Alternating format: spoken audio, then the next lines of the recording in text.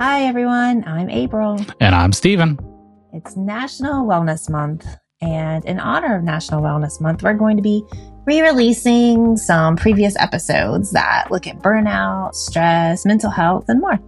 We'll also be using this time to enjoy the little tiny slice of Canadian summer that we get here with our family and friends. Each re-aired episode is intended to not only give us and our team a little bit of a break, but it's also designed to make sure that you don't miss out on the best episodes during our busy summer schedule. Whether you're listening for the first time, welcome, or revisiting these episodes, we hope that they give you some practical ideas, fresh perspective, and maybe even a little reminder to take care of yourself along the way. And we'll be back in September with some brand new episodes, exciting guests, and some huge news that we're really excited to be sharing soon. So until then, enjoy today's episode and have a wonderful summer. And thanks for listening to the AByay Business Leaders Podcast.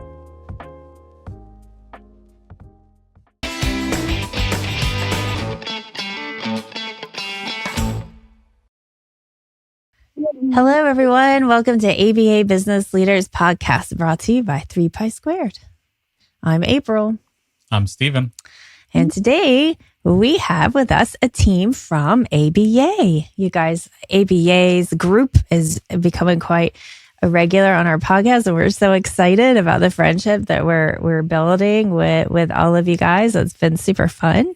So today we're going to be digging into a topic that is super close to my heart. We're going to be talking about how we support RBTs. Behavior techs, BTs, RBTs, I don't know. There's other names for them out there with different, but you guys know who I'm talking about. Those of you who are on the front lines doing the day-to-day work, we thank you for all of the work that you guys do. It's no secret that you as RBTs have the most demanding role in our field. So today we're talking about what it means to take care of yourself while showing up for your clients, what check-ins and support structures can look like, and how leadership can show up for their teams in meaningful ways. So get ready for this this exciting conversation. Now, I'm very excited about this. I have been, as you guys know, who've listened for quite a while, we've been looking for a tech to come on and chat with us, and it's been hard to find a tech. Yep. Makes perfect sense, right? It may not feel like a safe thing to do at this time in AByay. I don't know. And so Chris so lovingly and graciously said, "Oh, I got an RBT that will probably talk to you. Let me talk to her." And so enters Rebecca, right? So I am super excited about. Thank you. I'm super excited about this. All right. So let's go ahead and get started. So as I said, we have part of the team from AByay here today. And so we have Chris Robinson, the owner, and Rebecca Long, RBT and assistant HR. Did I get that correct? Yep. Okay, great. And then Liz Lockman, HR.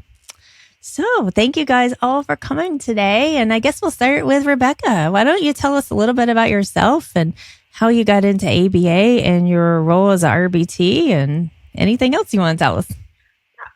I started in the field after I was out of college with my bachelor's in 2014.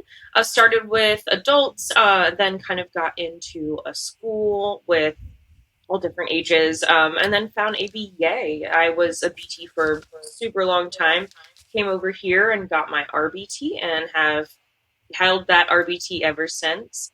I think I'm on my 4th recertification coming up in July, and then also have moved into that HR assistant role as well, so helping support the RBTs that I am part of.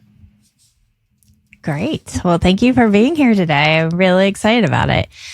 All right. So Liz, would you like to tell us a little bit about yourself? Yeah. Hi. So I have been working in the field for almost about 10 years. So I stumbled upon the field of children and autism services just by doing a Google search when I was looking for an internship during my undergrad at Millersville. First thing that popped up, clicked on it, and here I am today. Fell in love with the framework, found a passion that I never knew that I had. So I started my internship working as a BT, graduated with my bachelor's, and moved into working at the clinic that I was working as a BT with doing our intakes, bringing in kiddos for services, helping get insurances, basically setting the stage for them to get into the door. From there, I found that I was doing a lot of like marketing, ensuring that we could service whoever needs us. And then I stumbled into working in a supervisory on the floor position to support the technicians because they're pretty important to the field and success.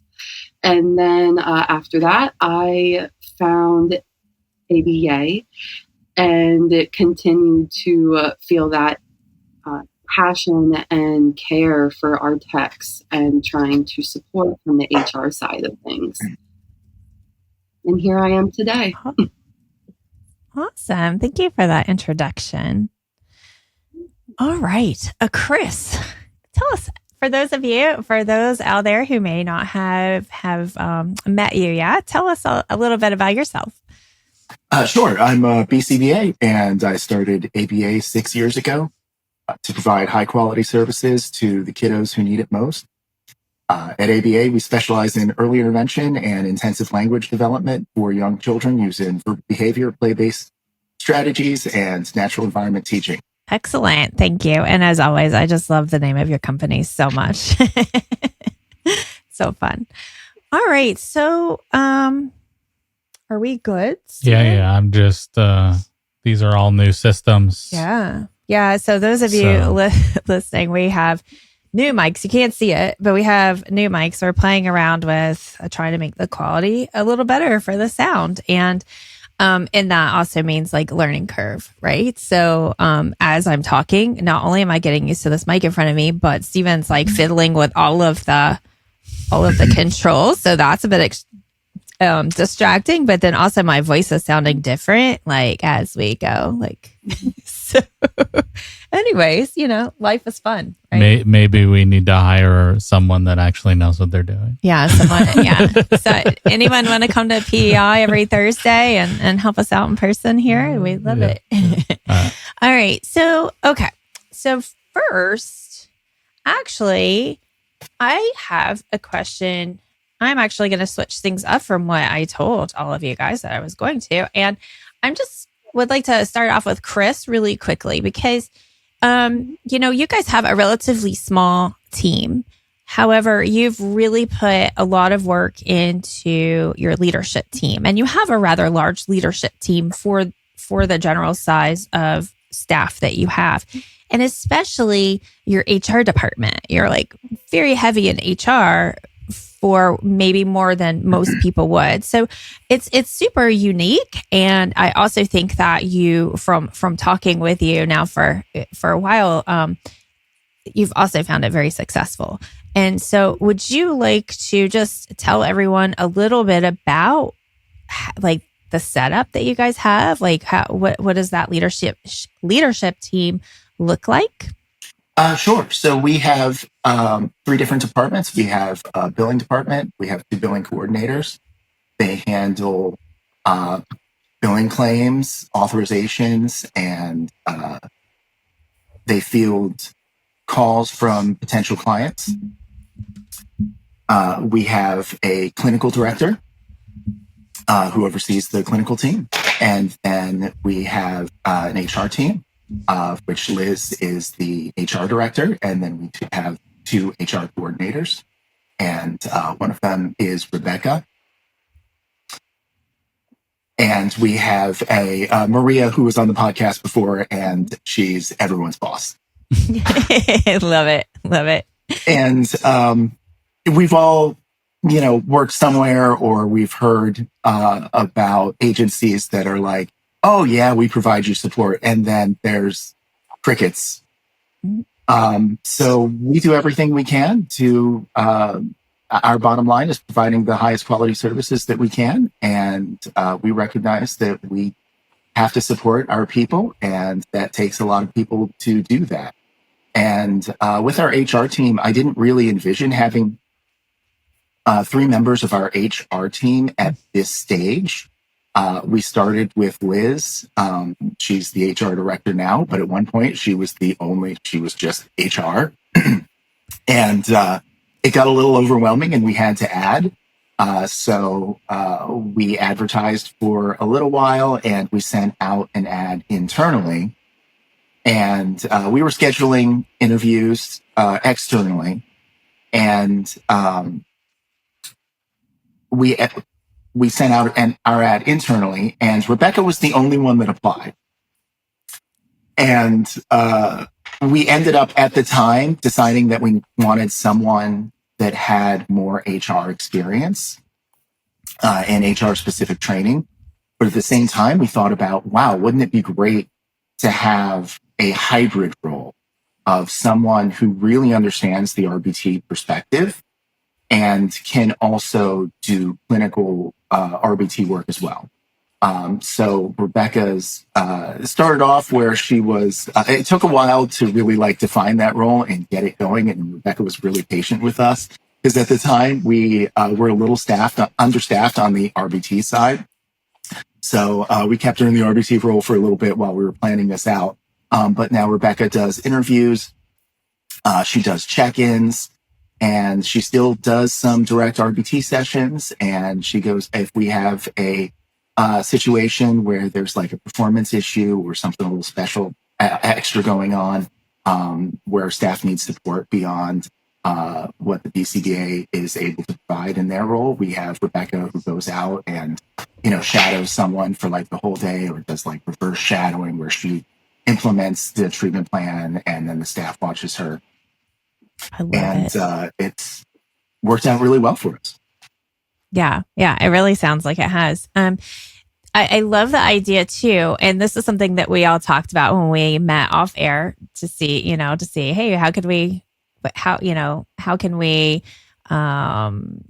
take this information and share it with everyone, right? And so we were just having conversation off air. And that was one of the things that you brought up, Chris, was that, we talk about growing our team from within, right? But a lot of people just think of that as RBT to BCBA path. And so you guys took it outside of the box and you're like, okay, well, there are other roles within the company that an RBT could grow into as well. So that's really cool to see that in action. Yeah, and Rebecca knows if we are short staffed on RBTs again and we need her to go fill a spot, she's available to do that. She keeps her feet wet in doing direct work and is also able to help out on the HR side. Yeah, that's super important because you're living the day to day as well. So, because we all know those of us who kind of shift and change our position within the company or over the years within our career and find ourselves sitting behind a desk and not down on the floor, right? With the kiddos. And so it definitely, you forget really quickly. Stephen has said many times he's not a clinician himself, but he's seen it happen. As we grew our team, how quickly people forget what it's like to be in that day to day. So that's really great. Well, we were at a autism event, and Liz and I are talking to the parents, and Rebecca is engaging with the kids while we talk to the parents. I love it. So Rebecca, tell us. God, I have so many questions for you. But let's start with. Tell us what your check-in. So check-ins are part of your role. So tell us a little bit about what a check-in is and, what do your check-ins with fellow RBTs look like? And I'm kind of curious in how you approach those conversations and what you're listening for when you're having these conversations. Yeah. For me, I do check-ins different times in the year with each staff, as well as if they transition supervisors or cases, things like that.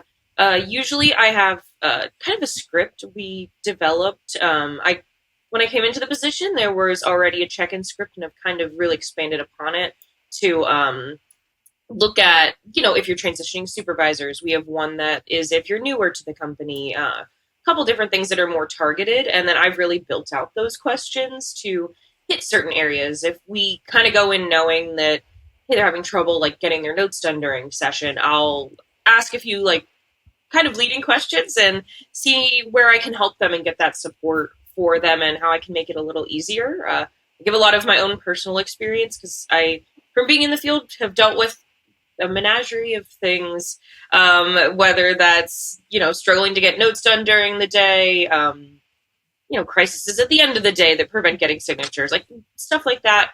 But just kind of talking through maybe issues they're having, building a little bit of rapport so they feel comfortable coming to HR with any issues they have, and just really seeing how things are going out there in the field, if there's any issues, whether that's not getting materials or not getting enough supervision, families crossing boundaries, anything like that. Those are kind of questions I ask generalized, and then I'll have specific ones that I plug in for, like, if I hear, I don't know, like hesitation in a certain area, like, oh, maybe I should ask this question. So just kind of have a lot of questions that way that I've been developing over time. As I do keep up that RBT certification, some of my supervision with my supervisor and my BCBA, we work on some of that stuff because it's still representing myself as the RBT. So that's kind of how I can get some of that supervision in as well, if I'm not doing as much direct work. So it's a really good opportunity to find out, what's going on out there, making sure that I'm plugged into what's happening with the techs out there. Yeah. So what kind of challenges or themes come up most often during check-ins? Not, of course, as generally as you could speak. Are there specific challenges that you find happen more often? I think it really is depending on like timing and the kiddos a lot. So sometimes we'll have techs that do have trouble getting their notes done due to like increased behaviors, or dealing with that type of thing, or just not knowing when to take a step back and like do those notes. Mm-hmm. So that's something like I see. Sometimes there are like things happening outside. We really encourage a lot of our staff and techs to have like a group conversation for any communication with the family and things like that. Sometimes those are not always happening just specifically in the group. So I try to check in and ask about that, making sure like those boundaries are upheld, because we do a lot of home services. So it's kind of easy to cross over. If you're 35 hours in home, mom might see you as someone who understands. So sometimes it can go a little over, and I've been there too, as in that tech position. So just kind of being able to understand that, kind of troubleshoot, and here's what I did in that situation to uphold the boundary or make myself feel more comfortable if I'm not feeling comfortable. A lot of it is just troubleshooting of like, here's what I did in that situation or a similar situation, honestly. So we talked before in our previous conversation about incorporating kids' interest into play, mm-hmm. and like using preferred stimuli. And, I think that a lot of good BCBAs out there will give some advice on that. And not saying that, you're not a good BCBA if you don't, but like, I think it can be something that's overlooked, right? And it's like, hey, here's the program, here's the prompt level we're doing. Here's the, the stimuli list, or, like targets and mm-hmm. things like that. But as far as knowing like what's in the kid's home, what's in your fun bag of toys that you're bringing with you, how to like, we talk about preference assessments and things like that, but like really like the nitty gritty, not only in reinforcement, but also in like which stimuli to use when you're teaching, like maybe pulling up, if the kid's into Mickey Mouse, pulling a Mickey Mouse puzzle instead of some random puzzle you just mm-hmm. happen to have in your bag. So just being able to like take a step back and reflect and make some of those like day-to-day decisions that maybe you might not really think about adding within RBT mm-hmm. training. You want to tell us more about that? Yeah, I know that can kind of be tech to tech too. Like, I really just on my end, I really enjoy seeing the kids like have fun while they're learning, and that's what we really push for. So even in my interviews, we have a question. It's called like our sandbox question, and that's giving them like a real situation to see how they would kind of use those fun things that those kiddos are into to motivate.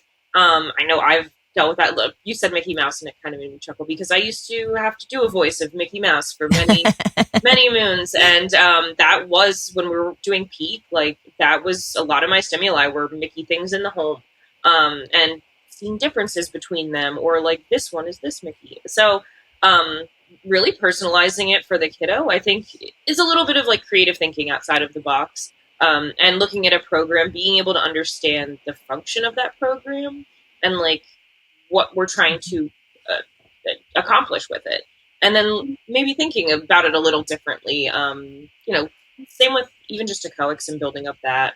I had a kid who was super into Bigfoot, and we worked on that as like a motivator first, which not necessarily a super easy one to go with, but she was motivated, and so kind of thinking of that stuff too, which I think, at least for me, came along with some experience, trial and many errors, but then kind of figuring out your kiddo. What I like about our model is that you are often just one-to-one with a kiddo for all of your session time, so you really get to know them. So you seem to show up to work with such energy and joy. And that was one of the things when we were chatting last time. I was like, wow, she really loves her job.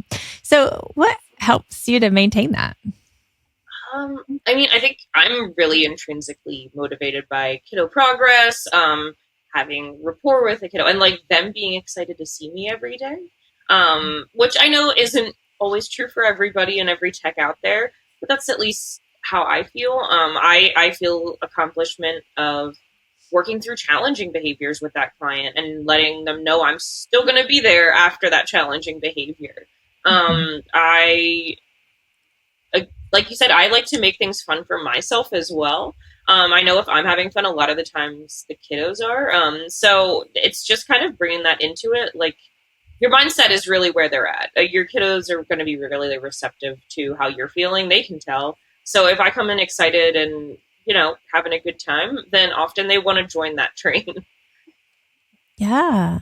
Well, what does self-care look like for you? And how do you make time for it in your busy schedule? I think it depends on the weather. For me, I really like to be outside a lot. So that's really fun for me. When I get home, I'll go outside. I have my animals will go outside and kind of hang out and spend some time out there. But also, even when I'm with a client, like I do things that I like. If we're at the park, like I am swinging right next to them, that's fun for me. I just try to look for things that bring me even just a little bit of joy, then sprinkle that throughout the day. Yeah, it's so important for no matter what profession you're in, right? It's Yeah. super fun. So what have you learned about what it takes to sustain yourself emotionally in this field? Because we are in a caregiving field, and like, especially the techs, like you said, you may be in someone's home 35 hours a week working with their children. And, to some extent, you can show up to work, which is someone's home, and maybe the mood is heavy that day. Maybe the family's having a tough day. Maybe the child that you're working with hasn't been sleeping and everybody's cranky. It sounds like, you're working in like an optimum work situation where you have open communication and you have support and you have like this optimum little like support system within the company, which also helps and is amazing. But you're still in a field where you could really it could really drain your energy, and it could really be emotionally taxing. So, do you have any words of wisdom, or are you, of what it's like to be able to sustain yourself emotionally while being an RBT? Yeah, I know for me, it's just kind of maintaining my perspective on things. It's not targeted at you when you're having those really challenging days where like you might be in crisis all day. It's really just keeping that perspective of like, okay, this is not something necessarily caused by me. This is something internal. And for me, I know just like keeping in mind behavior is communication. We're always trying to communicate something. So trying to understand like what's going on, and keep that perspective of really just let's look at what's happening. I know it's tough in this moment, but like we'll have tomorrow, and if we can figure out what's going on, then maybe we'll have a brighter tomorrow when we can kind of edit our attitude. I also know that like I'm very aware of how I am coming off. I think really to be a great tech, you need to have a lot of your own emotional awareness. And know when like, okay, I need a minute to walk away. Like I can't not respond to this behavior, or like I am getting overwhelmed, being able to really like think about where I'm at, knowing this isn't, it's not aimed at me often. On those tough days, that's definitely something that gets me through. Also, sometimes I just need a nap after work. I like get home and I am exhausted. I know, especially in the summertime, my last long-term kiddo, we were outside all day, every day, and literally running. So sometimes I even like we're having a fun time, but it's really tiring. So when I'm coming home, some nights, I'm going to get Uber Eats and I'm going to lay on the couch. And so just kind of monitoring that as well. And like, okay, I need a break from like the other stuff. Cause it can be really tiring. And having that BCBA to talk it through with when there are things that I do feel are out of my realm of knowledge. And kind of just being aware of that too, of like, I am only an RBT. I do sometimes need that assistance or those questions answered. And sometimes things are beyond me, and knowing when to set that boundary or when to ask for help as well. Yeah, for sure. Well, so what has it been like for you to move into the HR assistant role while still working as an RBT? What were you thinking when you let your team know, hey, I'm interested in this HR position? My thought was kind of like, I know that I'm a fairly good RBT when I was applying, and I was like, I would really like to support the RBTs in the field we're in. In my previous position, I was a lead BT. So I was supervising other BTs, helping to teach them AByay, doing a lot of the training myself that here a lot of our BCBAs do, which is great because I definitely feel like they have more qualifications to teach it. But having that, I really also like helping people be successful. So I think that just melded really well. And being able to come from that RBT standpoint and have some of that like clinical thoughts mixed in with like what's practical and actually going to work. Because I even say that in my interviews.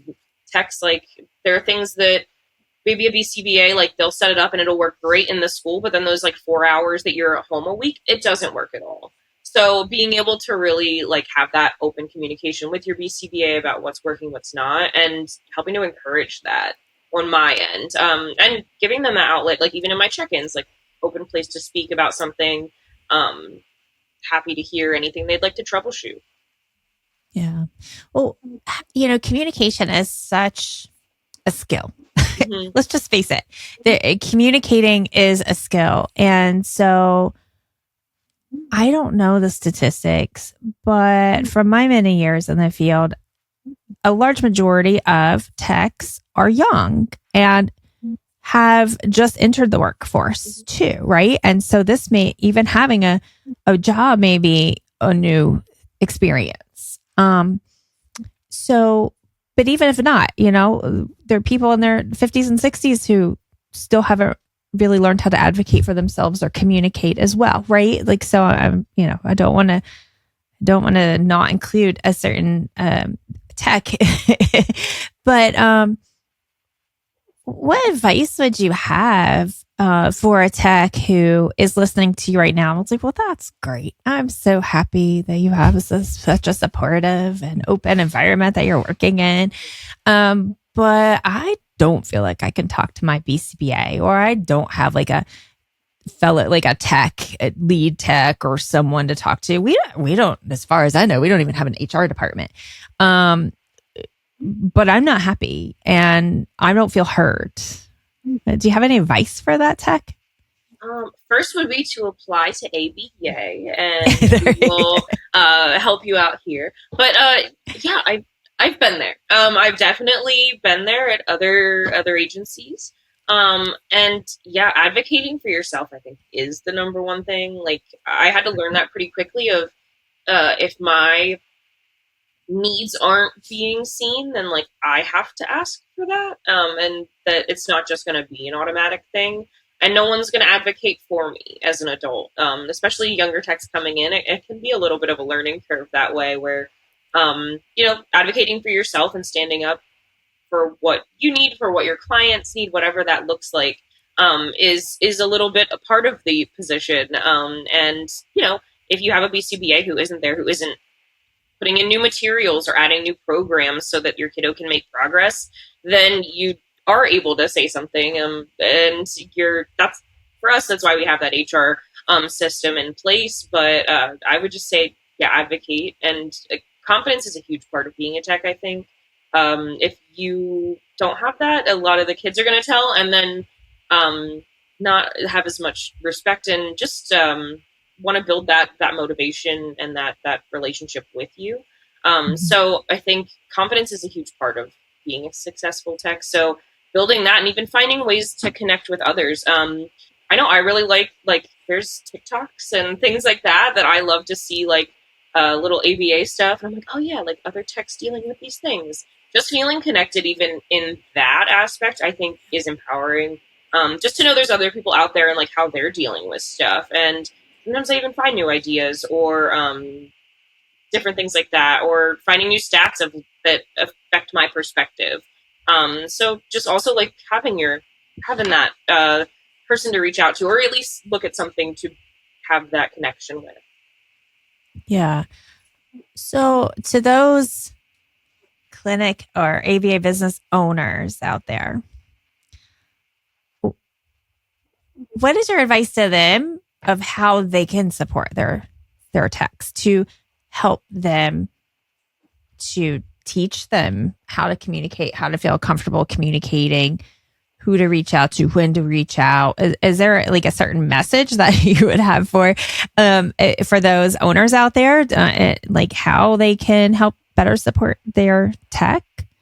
I know we could have a whole conversation on that alone, but do you have anything like just what's your first thought on that? So when you're kind of putting things in place, I would say just having very clear expectations, being as transparent as possible as what those job expectations are, so that they know, like, hey, this is your position, like your expectation to advocate for yourself or your kiddo if this isn't happening. I know I really like to go back to those like RBT, like ethics codes and everything that goes into that list, because I can really refer to it and be like, yep, these are the expectations, ours align. So this is what you're responsible for, and this is what you're not. So that they can kind of be really aware of things that they might need to advocate for to their BCBA, or things they might need to advocate for above that BCBA. Yeah, for sure. Oh, okay. So I have a question. Yeah, sure. Rebecca, because I know her assignments, and she also has another unique perspective. Because oftentimes techs are assigned to a case for a couple of months, or they're sharing a case with multiple other techs. Rebecca was actually on a case from start to finish. Can you talk about that a little bit? And I know it without revealing any HIPAA information, of course. But it was one of our typical cases, I think a 3-year-old nonverbal individual. And Rebecca was on that case from day one until discharge. So she was able to see a case through. Yeah, and that was honestly that kiddo is like, I couldn't beat her. Like, she was the most rewarding kid. They really, really made it fun to come to work every day. Even when it was challenging, it was like, okay, I can do this. Like, I knew what was expected of me. I had a wonderful BCBA who was with me every step of the way.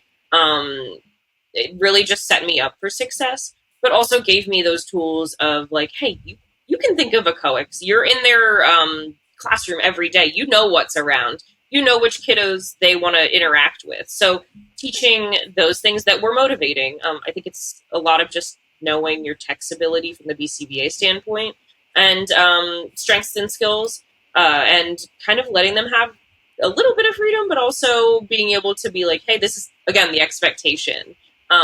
With that little kiddo, it was really neat to see them start with literally, I think they had like mom and like 3 or 4 words. And when I wrapped up, they were telling me to leave them alone, and I was too big to play with them. Like it was just really cool to see, and the just how much it changed that family's life. And really made their lives a lot, not only easier, but just more fluid. It built the connection family wise. And that's motivating for me as well. Being able to see like a brother and sister be able to build, they call it, forts were called badubas in their home. And so that was like a really fun one to learn or to teach, actually, a baduba. But so like to see them be able to like have the conversation of how to build it when we started, like they were not arguing, but like fighting because everyone wanted it their way. So yeah. I know I'm motivated by all of that. And it's really neat to see a case where like, yeah, they had not a lot. And then now they're at Montessori school being independent. Like, that is a really special experience, right? To be able to see like follow that learner from the beginning to discharge, because you got to see like, wow, how impactful this can be. Yeah, there were really hard days, I'm sure. It wasn't all like, super like cheery and joyful every single day, every single second. There were hard times, but still you got to see like how impactful it was on the family, and that's really exciting. And I think having that experience can help you to maybe explain. I don't think explain is the right word. Maybe share like how impactful like other RBTs are, if they might not be able to see that big picture yet. Like you can kind of relate to that. I have so many direct RBT like kind of conversation I want, and so I have a couple more things I'll touch on, and then I want to kind of like move on to more direct, like more HR. I mean, this is kind of also HR, and I think that's part of it. Is like, I think sometimes we have such a black and white like definition of, okay, this is the tech, this is the BCBA, this is the HR person, this is the building person, and I love how you guys do it at AByay, that you have defined roles, of course, but you also have this culture where you overlap and communicate and help each other, and so I think that's super cool. We talked about communication and how to advocate for yourself. You're saying, just have to start to learn how to advocate for yourself and be able to communicate. But if a tech feels like they are in an unethical situation, how can they bring up their concerns in a professional, respectful way as they are also explaining their concerns? Do you think that, well, I'll follow that up with another question. So what do you think about, like, if there are ethical concerns, what advice do you give to techs? Definitely talk to somebody. I think it depends also ethical concern wise, like if it's unsafe or not, and having that conversation. I think it's important to talk to your BCBA because they might have more information about something, whether that's like just something you've never seen before. A lot of our techs, as you said, are younger, so might not have been exposed to as many different cultures and things like that. So if you have those concerns, I would definitely take that to your BCBA. If you're still having those concerns, then and they're not kind of hitting it, I would write it all down and kind of like look at what are your specific concerns, and what is like triggering that concern in you. If it is just the language that's used with that kiddo from home or something like that, or like, hey, they're not getting their progress or their treatment plan updated, so they're not able to make progress. You kind of have to know where to go. I really like we are a smaller company, so like it is pretty direct paths to everybody. When you're at those bigger ones, it's hard to know where to go and to really get good direction or someone willing to take accountability for what their decision is when those things come up. So it can be definitely hard to navigate.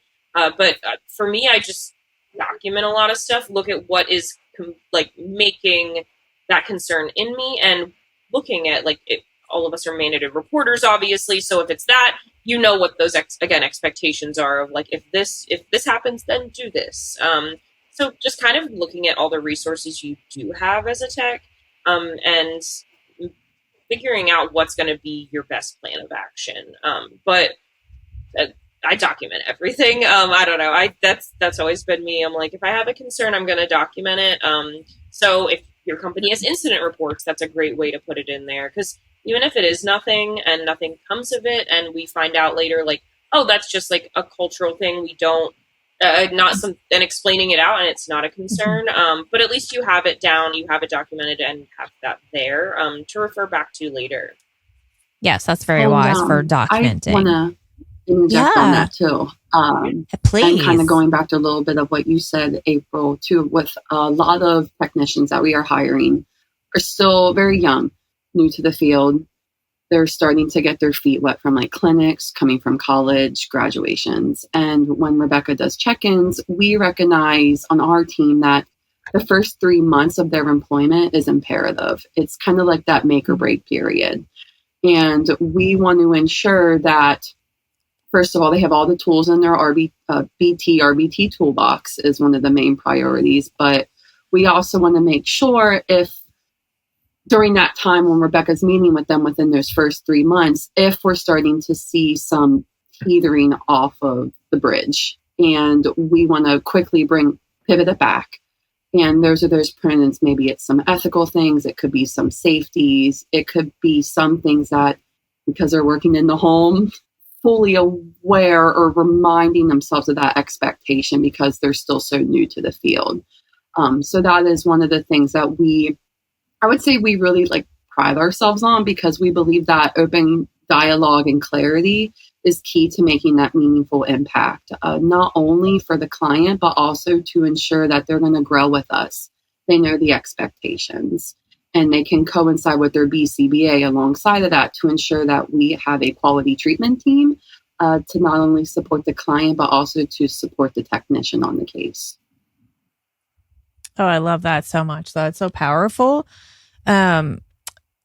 Rebecca, something that we recommend, especially for new techs and new BCBAs even, coming up with that line that they'll not cross. Like, so like, and to Liz, speak on this, Chris too, of course, but like, what are your thoughts on what that line could possibly be? So like, if you go in and so the premise of this is, let's say that you've been asked to do over and beyond, not in the good way. Like, I don't know, this is like kind of shady. I'm not sure about this. I just don't feel right about this. This is just not what I expected from this job. Dual relationship stuff. Dual relationship. You're asking, I'm okay to babysit. You want me to transport, things like this. Or even like, you'll see this in clinics a lot where they don't have clear regulations and procedures on, like, if a tech doesn't show up or a tech is late, and then maybe another tech is taking on the other tech's client, or like some in between stuff, or how they handle bathroom breaks, lunches, or lunches, naps, naps, like just